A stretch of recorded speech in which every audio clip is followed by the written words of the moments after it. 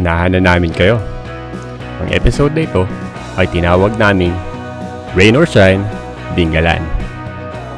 Tuloy ang naging biyahe natin kahit umulan o umaraw. Mula Marikina ay sinuong natin ang pabugso-bugsong ulan. May mga sandaling aaraw pero madalas na pumapatak ang ulan. Dito naging hadlang para marating namin ang probinsya ng Dingalan, Aurora. At sulit ang aming pagod at hirap nang marating namin ang lugar na ito. Kaya ano pang inaantay nyo? At samahan nyo kami dito sa biyaheng Rain or Shine, Dingalan.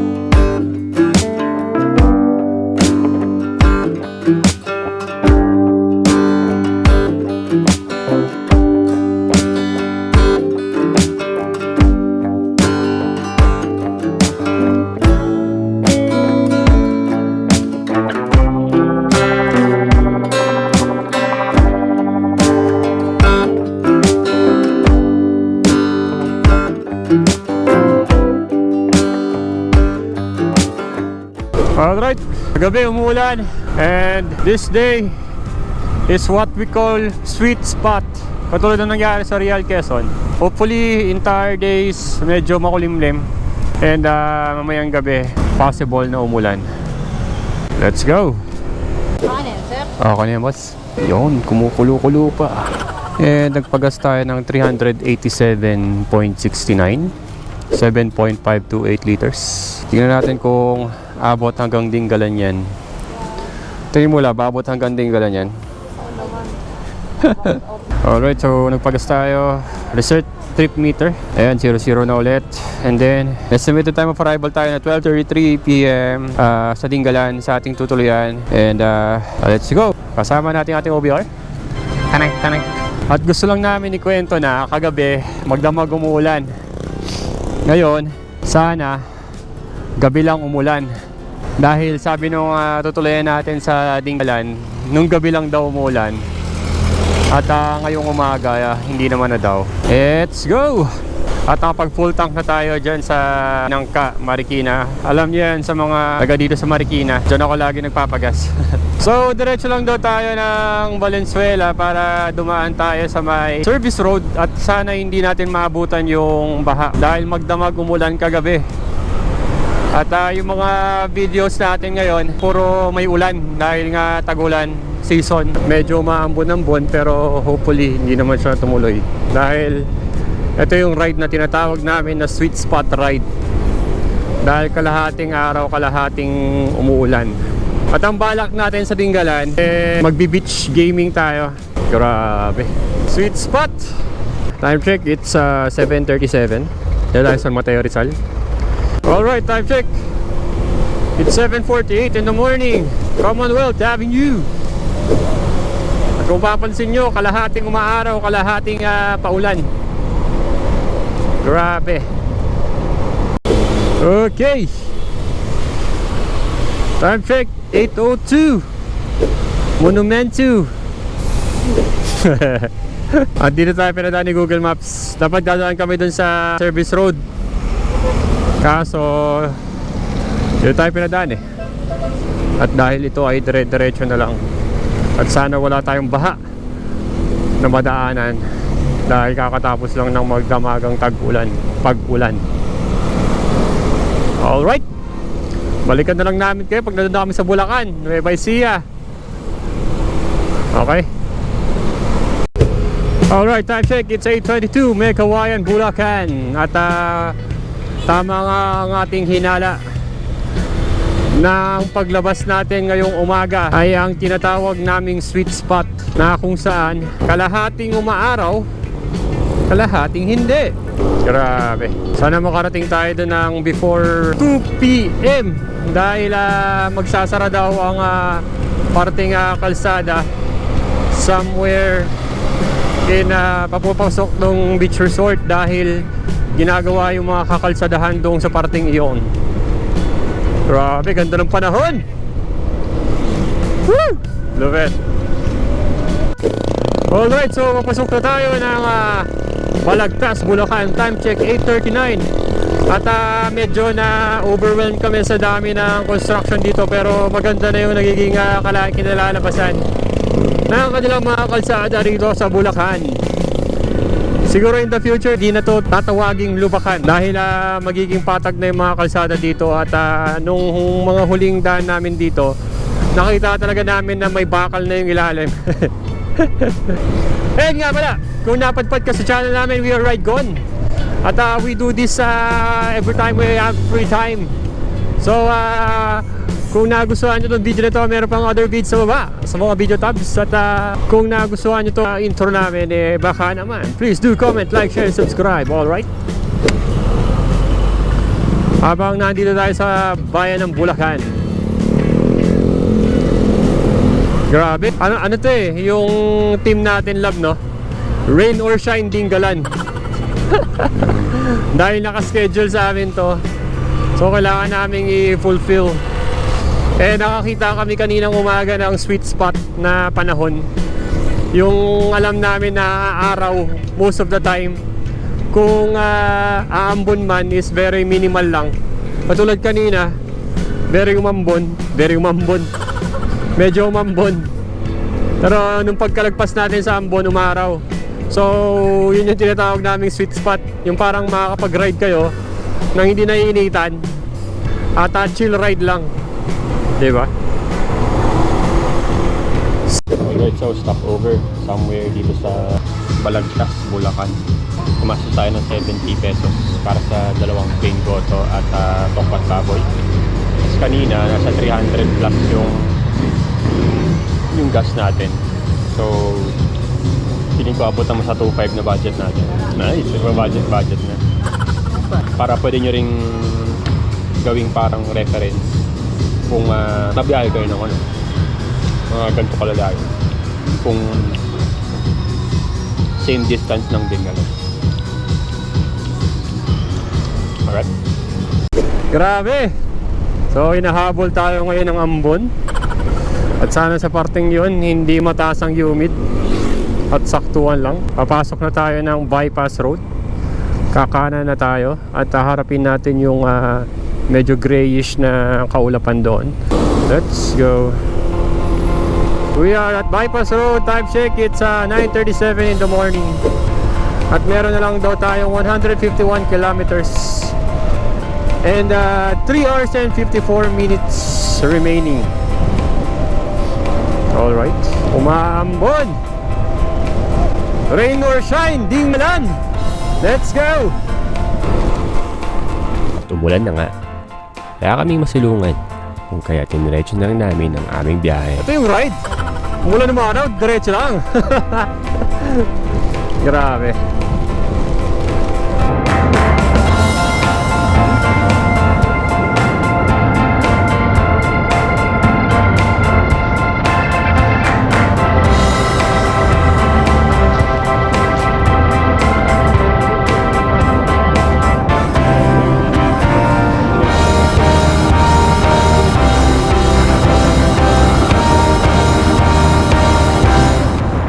Alright, so nung nalagpasan natin tong dito sa Shell sa may bypass, Plaridel bypass, ayun, tapos na yung ambon.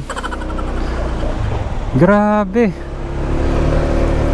lang talaga, pero okay lang yan, sana magtuloy-tuloy na yan. At bandang parting, ay nako, maambon na naman. Time check 10:24 at estimated time of arrival 1:45. Sana mapasok tayo doon sa pwede pang dumaan yung mga sasakyan. Grabe. Full gauge bar pa. At nakaka 42.8 km per liter ang gas consumption natin. At kami parang mga binasa ang pakiramdam. Hopefully dire-diretso na itong hindi maulan. At wala naman na tayo nakikitang mabigat na kaulapan sa harap.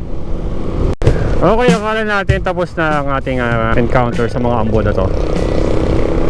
Pero wala pa rin. Ang clingy talaga ng ambon ngayon. Grabe. Pero okay lang yan, ginusto naman natin to.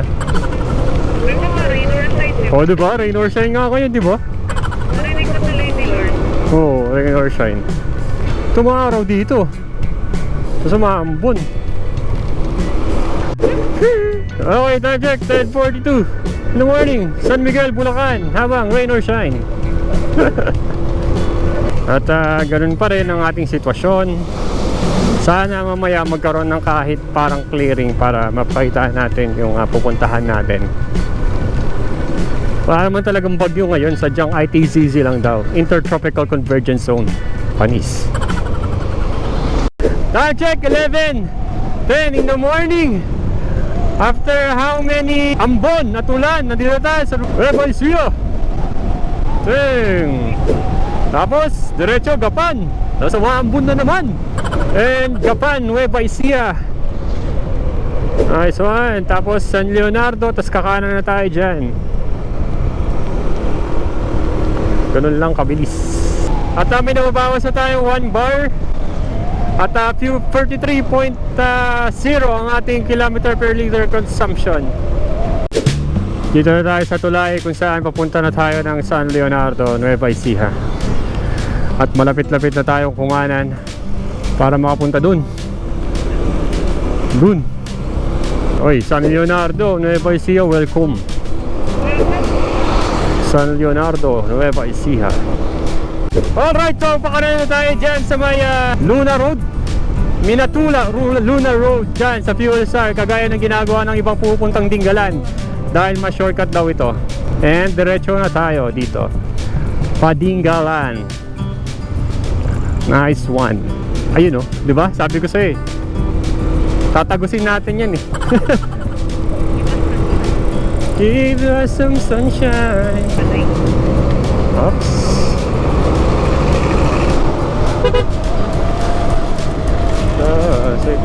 Thank you, Lord. Kasi kung dire-diretso natin, basa tayo dyan eh. Eto, dire-diretso, tinan mo, oh.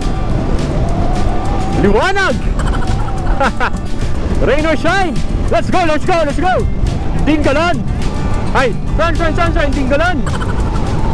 Time check, 11:41. Habulin natin yung sinasabi nilang road closure. First time namin sa Dingalan pala. At hindi namin alam kung ano yung pwede nating makita sa Dingalan.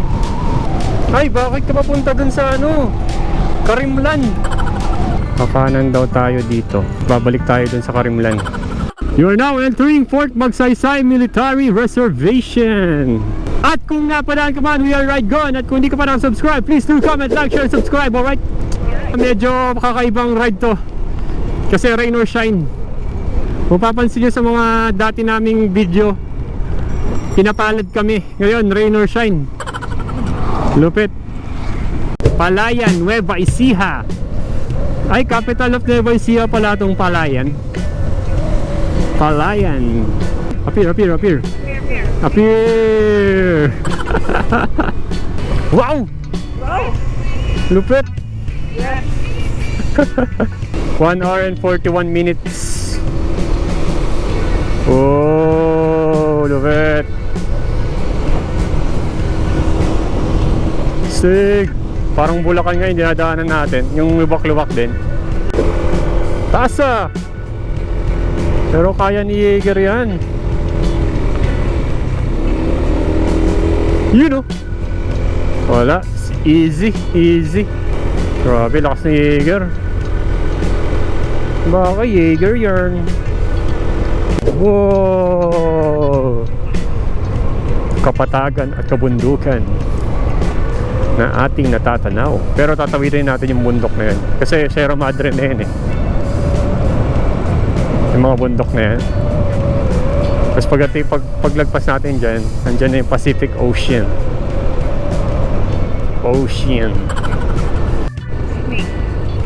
Stig! Uy. Oops, maraming graba. Madulas. Oops, daming graba. Grabe yan. Ano na ito? Grabe yan. Iikot ka talaga dyan eh. Sa true lang. Grabe oh. Woo! Oh, lupit! Lupit. Ganda. Ayun, kapatagan na tayo. Grabe. First time namin makaradaan dito ah. Ganda. Sa mga oras na ito, mabuti na lang at medyo tumigil ang pag-ulan. Nasaksihan namin ang kagandahan ng mga kapaligiran, kabundukan at kapatagan. At dahil nalilibang kami sa aming nakikita, ay di namin namalayan na nakarating na pala kami ng Gabaldon, Nueva Ecija. Nagsisilbing daanan ang bayan ng Gabaldon para marating ang lalawigan ng Aurora Province. Alam niyo ba na ang dating pangalan ng lugar ng Gabaldon ay tinawag na Sabani? Ito daw ay pinangalan sa isang mayaman na Espanyol na nagmamay-ari na minsan mga kalupaan dito. At nang dumating ang mga Amerikano ay nilisan niya ang lugar. At naging Gabaldon ang tawag sa lugar na ito sa bisa ng Republic Act 1318 bilang pagkilala kay Don Isauro Gabaldon na dating gobernador ng Nueva Ecija at dating resident commissioner sa Washington DC.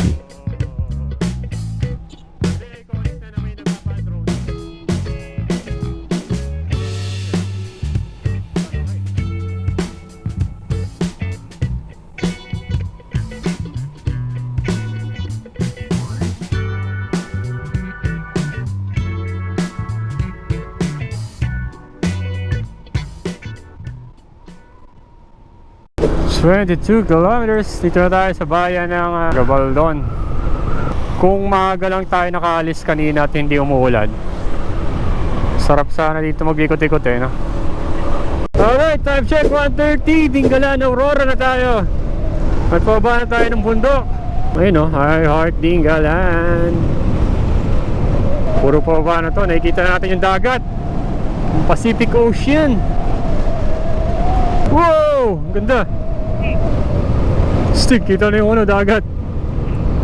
Kita mo yung dagat. Oo. Lupit. Oh, ganda.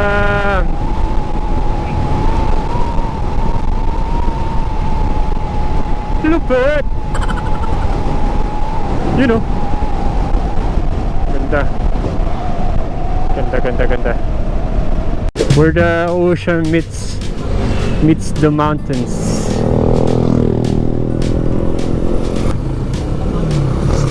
Ating tutuloyan na dire-diretso. Dito daw yung sinasarado. Kaya kailangan natin makalusot. Pero okay lang, 1:39 pa lang naman. Tapos 9.4 kilometers na lang. So I think makakalusot naman tayo. Hanggang alas 2 daw. Kulay blue. Angas.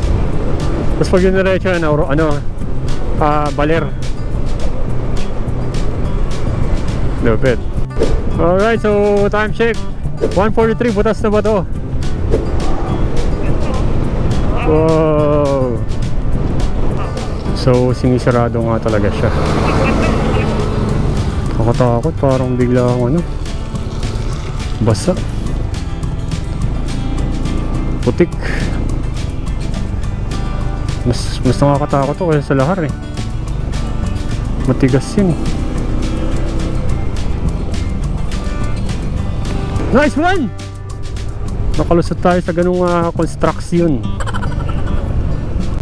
Alright, so nandito na tayo sa Sila V Beach Resort. And papasok tayo sa off-road na ito. Off-road. Nice one. Whoa. After 4 hours and 40 minutes, nakarating na tayo sa Sila V Beach Resort. Dito yan sa Dinggalan, Matawe. So, dapat pupunta kami ng Pacific View Deck, pero siguro next video na lang din yan. Ngayon, feature natin yung mga coastal areas dito sa Dingalan. So yung iba, mga to. Sa part na to, puro buhangin. So tingnan natin mamaya. Alright. So ito yung area nila. Sila Beach Front. So may mga cottages. Nakaharap yung Pacific Ocean. Tapos yung Sierra Madre. Ayan. Nakarating na tayo dito sa Sila Beach Resort. Dito sa Barangay Matawe, Dingalan, Aurora. Nakakamangha yung lugar. Para bang last frontier ng Aurora Province. Parang dito naglagi yung mga dinosaur noong unang panahon dahil sa naglalaki ang mga bundok at malawak na karagatan. At mabuti na lang at hindi pa umuulan. Kung kaya't nasulit namin ang paglalakad sa dalampasigan. At mas nakakamangha nang kami lumabas at masaksihan namin ito.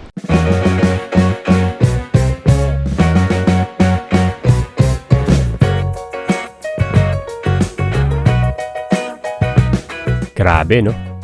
Para tayong nasa Hawaii. Pero nasa Pilipinas pa rin tayo, ah. Grabe. Ang ganda ng Dingalan.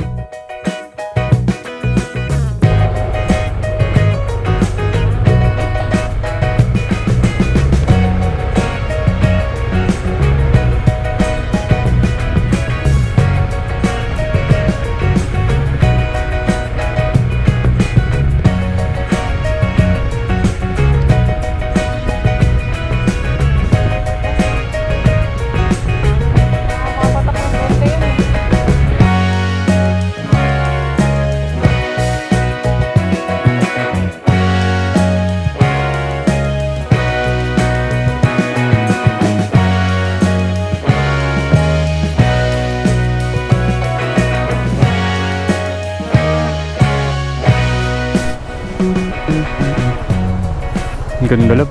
Stig. Ito ba to? Tapos doon mga sand. Kaganda eh. Ganda. Coastal Beach of Dingalan, Aurora. Next time na tayo.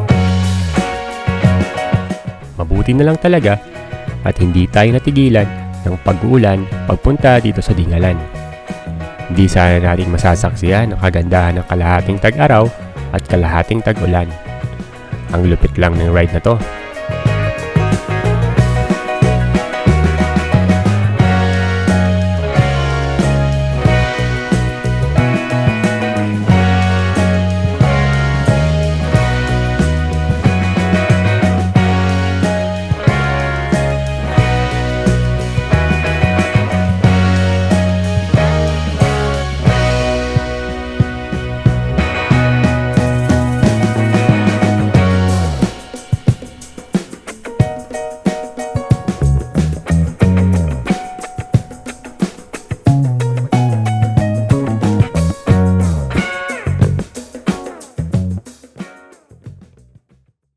Ang ganda lab. Ganda. Oh, ganda. Lupit. That's Pacific Ocean. Ibang part ng Dingalan po ang aming pinuntahan. Nandun yung lighthouse. Tapos nandun yung Pacific View Deck. So dito tayo sa south. So next time pupuntahan natin yan. Pero ngayon ito muna yung coastal area ng Dingalan, Aurora. Hanep. At dahil magagabi na rin, ay di na muna namin pinuntahan yung iba pang pasyalan dito sa Dingalan. Tulad ng Pacific View Deck at iba pa. Siguro sa next na pagpunta na lang namin dito sa Dingalan para mas ma-excite pa tayo sa lugar na ito. Naghapunan na lang kami sa may bayan at bumili ng ref magnet at nagdikit na rin ng sticker bilang patunay na nakapunta na tayo dito. Inabutan na rin tayo ng dilim sa daan. Pero hindi naman tayo natakot dahil sa ramdam naming ligtas naman ang mga kalsadahan dito. At totoo nga tayo sa ating hula na magiging maulan kinagabihan na inabot hanggang umaga. kung kaya't sinulit na lang namin ang aming pananatili at naligo na rin sa dagat kahit na malakas ang alon. Grabe! Ang sarap sa feeling na parang kaming dalawa lang sa lugar kasama ng nagtataasang mga bundok at naglalaki ang mga alon. Grabe, Dinggalan! Ang ganda mo! At siguradong babalik-balikan ka namin sa mga hinaharap. At bago tayo magpaalam, ay magpapasalamat kami sa inyo mga nanonood sa aming mga kwento. Salamat sa pagsubaybay sa biyahe naming dalawa. At asahan nyo pang mas lalo pa naming pag-iigihan ang aming mga videos. Nakakataba ng puso. At dahil sinabi namin ng una na hindi tayo lulubayan ng ulan, heto tayo ngayon, isinasabuhay ang rain or shine, Dinggalan.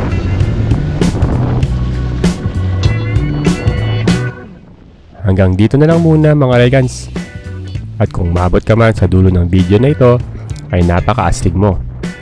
Malaking tulong ang panonood nyo para maisakatuparan ang aming pinapangarap naming Philippine Loop sa hinaharap.